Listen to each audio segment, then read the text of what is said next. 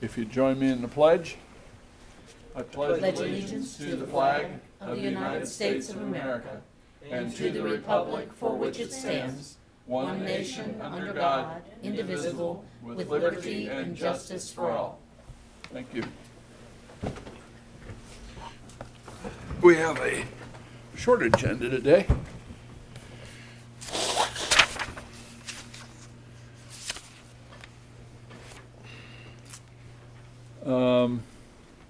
We have a presentation on the proposed 2017 Community Block Grant Annual Action Plan.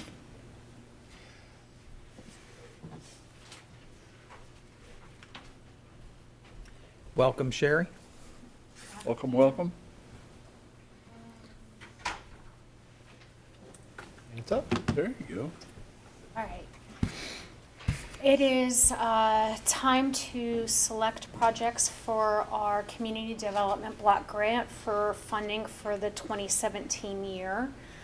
In 2015, we had allocations of $932,702. In 2016, we received a 3% reduction in that cost. We do not have our 2017 budget at this time. The federal government is running under contingency due to new administration, and HUD is not expecting their allocations until the end of April, and we will not get our budget until that time.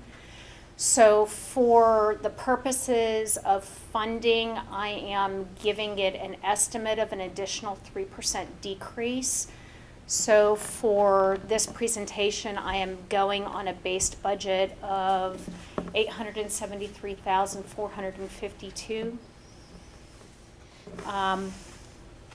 Administrative costs are 20%, and we have to keep our public service cap at 15%. So minus administration, we're looking at roughly $700,000 for funding for projects. We had our first public information meeting on November 14th, 2016, and all applications were due February 3rd, 2017. We had 12 applicants that were received. Of those 12 applicants, one application was categorically ineligible.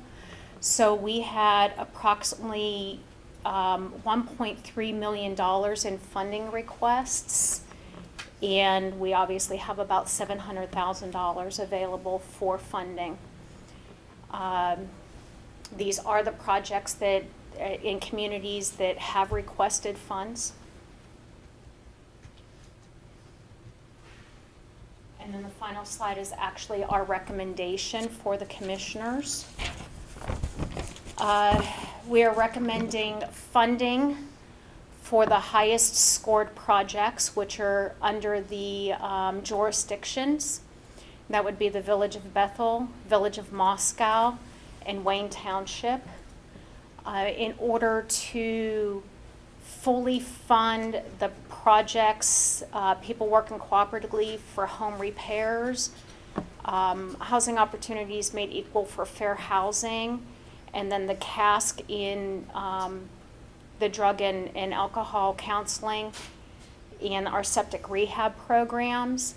We are recommending a funding of approximately, reduced funding of approximately 23% to the 3 jurisdictions, and a slight slight funding cut for the septic rehab program. So that would be the Village of Bethel, Village of Moscow, Wayne Township, fully funding people working cooperatively, and home for fair housing, fully funding CASC, and partially funding septic rehab. Commissioners, a few notes on this.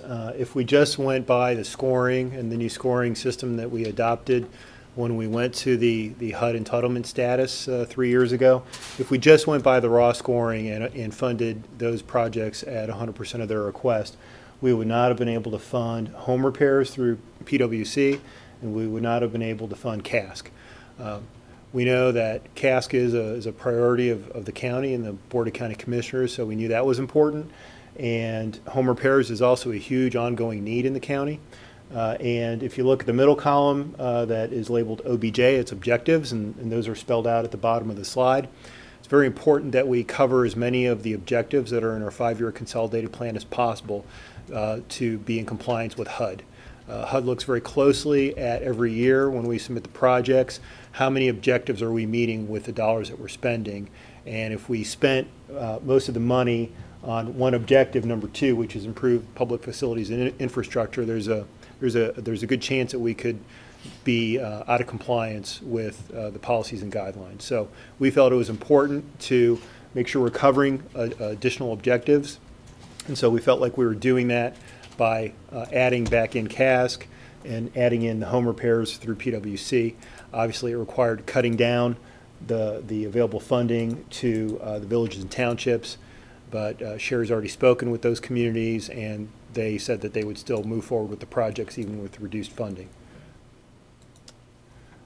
One other quick note, we did receive 2 requests for home repairs. The other one was from Clermont Senior Services for home repairs as well. They received grant funding last year for this activity. The reason that we recommended PWC over Clermont Senior Services, because we only had so much money to go around, we're already having to make cuts into other requests, is that the PWC activity has no restrictions except for the LMI income restrictions, whereas Clermont Senior Services also has restrictions based on age as well. So we felt that this would cover the broadest possible spectrum of citizens with going through with PWC this year. Okay. Any questions? One question on the septic rehab.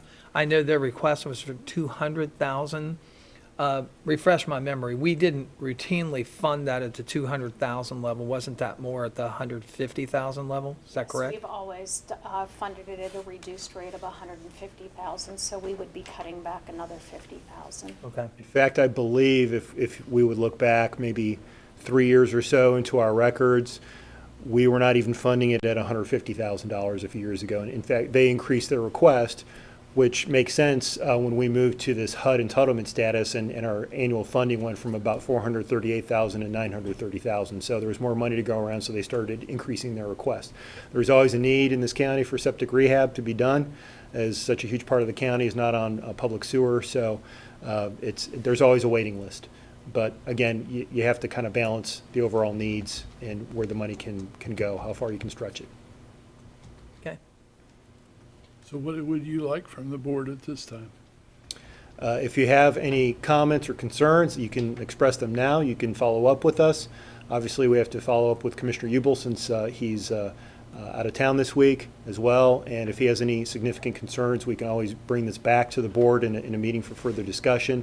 But if there is no concerns or changes that any commissioners express that they want to see in this list, the next step would be to bring it back in a session for approval of the annual action plan, which is the list of projects to be funded.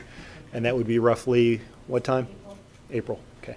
In just general discussion, when we talk about the objectives of the 5-year plan, how many objectives are there? Is 6 the total objective amount? Yes, we have 6 objectives.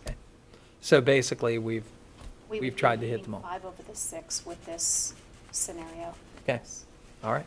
We'll have a chance to change up those objectives soon because our 5-year plan is going to go through 2019, but we have to start working on it next year already to update that 5-year plan in plenty of advance time for the next 5-year cycle. Okay. So. Good job. Thank you very much. We have a consent agenda that was prepared. If there are no items that need to be pulled for further discussion, I'd entertain a motion to approve the consent agenda as prepared. If you want to So pull moved. anything. Okay. So moved. Second? Mr. Painter. Yes. Mr. Humphrey. Aye. Item 6. Item 6, a recommendation that the Board of County Commissioners adopt Resolution 31-17, resolving to approve payment to vendors in the total amount of $1,819,802.05. We have a motion to adopt Resolution 31-17. So moved. Second? Mr. Painter? Yes. Mr. Humphrey? Aye. Item 7. You're back.